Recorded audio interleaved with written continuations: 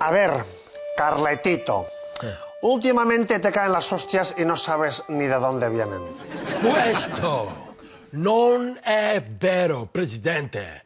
La gente está contenta conmigo. El equipo jugará mejor. No, Nevero. Vamos a ver, Ancelotti. Quiero que te concentres y que sepas de dónde te caen las hostias. De acuerdo, presidente. ¿Preparado? Ajá. ¿De dónde ha venido? De la prensa. ¡No! De los socios. ¿No has visto el carné?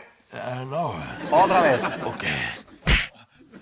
De los socios. No, mal. De la prensa.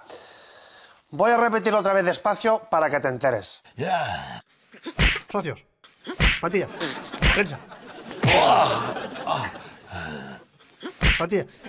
Socios. Matilla. Socios. Matilla. Socios. ¿Qué tal? ¿Lo vas entendiendo? Sí, creo que ya lo he entendido, pero estoy un poco mareado. Bueno, ahora dame tú a mí. Venga. ¿Quiere que le pegue? Sí, dame, ya verás cómo sabré encajarlo. ¡Estás arruinando Wall Madrid!